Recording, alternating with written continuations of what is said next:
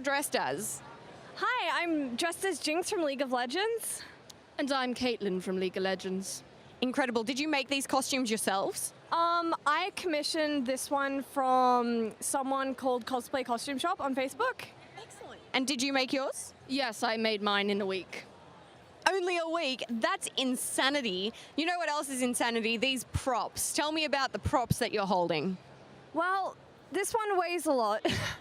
I've got bruises on my shoulder from carrying it. Oh dear. The other two, like behind me, that one's not as heavy, and it lights up, so. Excellent. And your prop, tell me a little about your gun here. Well, it's mostly PVC pipe, foam and warbler, but I graduated school on the Wednesday, flew on the Sunday, and had it done on the Thursday. Hi, I'm talking with Alan Baxter. Now, Alan, what is your current book that we are talking about? What have we got in front of us? Well, we got a few things. This is Bound. This is the first one of a new trilogy. The third book in the trilogy has just landed, so we've got the whole series out now and kind of promoting the Alex Kane series. What is it about? It's about Alex Kane, who's an underground MMA fighter who, happy with his life, he's top of his game, he doesn't want any drama, and then a guy comes along and introduces him to this world of magic and monsters and stuff that Alex wants nothing to do with. But the more he tries to have nothing to do with it, the more he gets dragged in and it becomes a mess. Fighting and monsters and mayhem and all kinds of crazy action. That sounds awesome. And where is it based? Where's it set? Well, it starts in Sydney. Alex, the main character, is Australian, so it starts in Sydney and then it travels around the world. They go to London, they go to Canada, they go to Iceland, and later on as the trilogy continues, they're back in Australia and back in the world, and then they leave our world entirely and end up in other realms as well. So it's kind of, yeah, it just kind of keeps getting kind of bigger and crazier as the series goes. I'm getting a kind of interesting kind of Mortal Kombat-y kind of vibe. Well, there's a lot of combat in it because Alex Kane, he fights people for a living, and then as the series progresses, he fights more and more bizarre creatures and monsters and everything else. So there's a lot of fighting action in there, a lot of challenge for him on that front. Yeah. And magic and monsters and all that. Yeah, sweet. Yeah. So tell us about Crowshine. This is Crowshine. This is the only copy I've got left here at Adelaide now. It's a brand new short story collection, horror and dark fantasy short stories. It's 16 stories from across about the last 7 or 8 years of my career, plus 3 new stories written just for this book. So it's my first sort of collected volume of short fiction. So it literally just came out this week. Do you have a favourite in there? I know that's asking which one of your babies you like the most. It is a bit hard, but there is one in there that's called Shadows of the Lonely Dead, which won an Australian Shadows Award the year it was published. That's a story that's very sort of personal, that draws very personally on a lot of life experience for me, so I've got a soft spot for that story. But I'm very proud of the whole book. I'm really pleased to have collected short fiction at last, yeah. That's very, very cool. Well, thank you so much for joining us, man. No worries, good to see you. I'm here with the incredibly talented Billy West. Thank you for joining me, Billy. Thank you. What a nice drum roll. Oh, thanks. I do what I can. Thanks for the kind words. Now, I want to know, Billy, Yes. Was there a moment in your life where you thought, voice acting is what I want to do? I think somehow it was always in there because I was a freak when I was a kid. Wow. And I was always turreting out noises and voices, but this is back in the 50s. And it was always that kid, can't you just like keep him in the room or something, or put him on a harness, that kid. You know, I was driving everybody nutty, but to me it was something I had to do. So, you know, you don't figure or reckon you're gonna have a career out of that when you're growing up. It's just being a kid and walking up different roads and figuring out things. And I started playing music early. I played trumpet when I was about 10. And then right after that, I got a hold of a guitar, and every guy wanted to be in the Beatles, you know. Of course. You know, I remember the first time I saw them on television when they came to America, and it was like, I gotta do something with this damn guitar, and I could sing, so you know, I made a living for a good while. Did you have the haircut, the Beatles haircut? I was like a little pretty boy. I had a shag, and they took my spandex license away in 1978.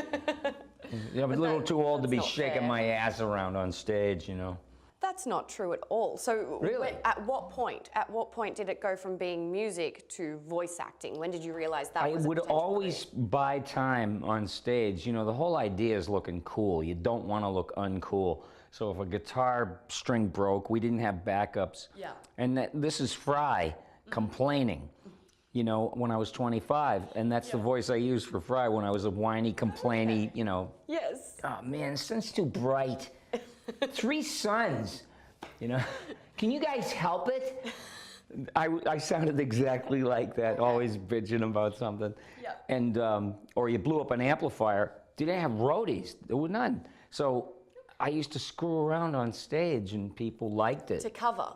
Doing little characters and little stuff. I used to do impressions of Dolly Parton.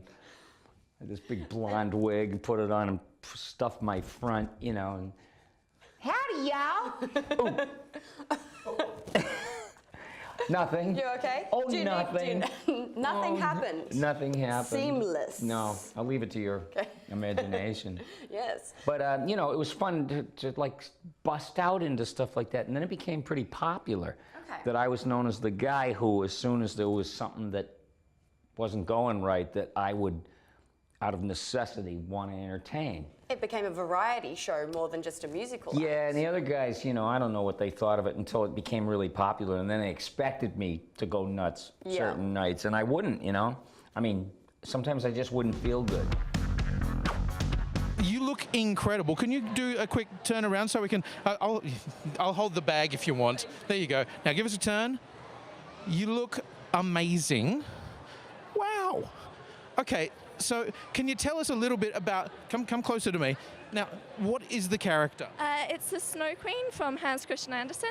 So this is the character that was sort of vaguely based on for Frozen? Very, very, very vaguely, as there was ice and a person. And That's about as much as we got, all right. So what is it about the character you love?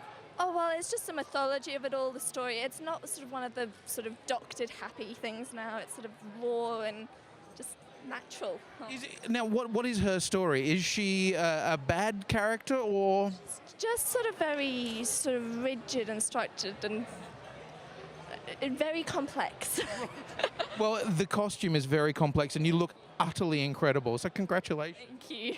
I'm here with David Yardin. David, tell me, what have you been doing today at Supanova?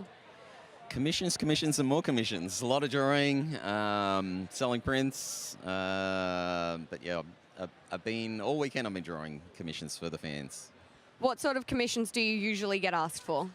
I get all sorts of things. This week I've got Magneto, Hit Girl, Voodoo, Kraven the Hunter, Wolverine. I've got quite a few on Kitty Pryde. Is there a character that you would love to have commissioned from you that has never been asked for yet? It's usually if there's a character I haven't drawn before, I'm interested. As long as the character's cool. It just depends. I don't mind drawing the same thing, like if it's a character I'm known for, but I do like to be challenged and have something a bit more interesting, you know, than doing the same thing every time. Is there a secret favorite? No, not really. Is the not feeling like it something that you still have to deal with today? No. Okay. Yeah, I stopped everything 30 years ago, you know, it was bad stuff. And, you know, I was on the bright, and the fact that I could actually rejoin the human race with a totally other career was spectacular. I was filled with gratitude, but I get into radio first. Okay. You know, and I tried stand-up comedy, and I'd always go to hell in a twisted metal fireball because when I tried to write stuff and deliberately be funny, I was terrible. You know what I mean? come naturally. I'd rather walk out on stage and die a natural death, you know, instead of this contrived, okay, good night, everybody, you know. Where you've prepared everything and it still goes down. Yeah, so I'm standing there with a spatula full of shit. You guys have been great. Good night. Oh, dear. Yeah, All right. the end of everyone's act. How did you get discovered? At what point did it move On the from being radio. on stage or on radio to voice acting? A friend of mine was already in radio. He became a friend of mine, but they were having a contest one morning on the morning show.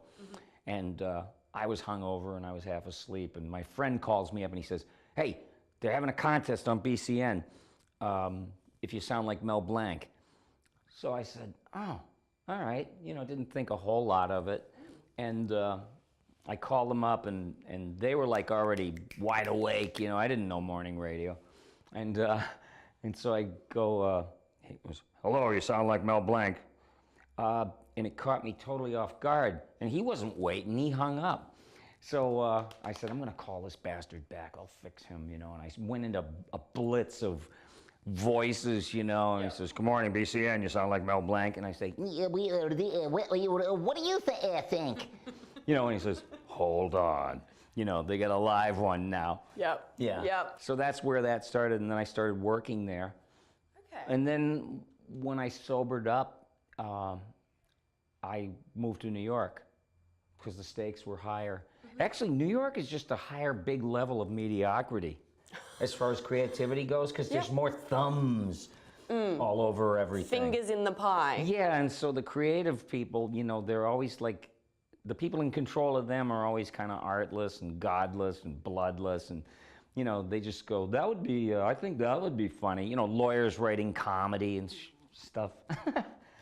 But I enjoy being in radio. Well, we're so glad that you managed to bring that to bigger audiences. But that's all we have time for right now. I'm so sorry. It's been wonderful having you with us, though, Billy. You have a fantastic day. It's a real pleasure talking to you. Thank you so much. And as a final word, mwah, goodbye.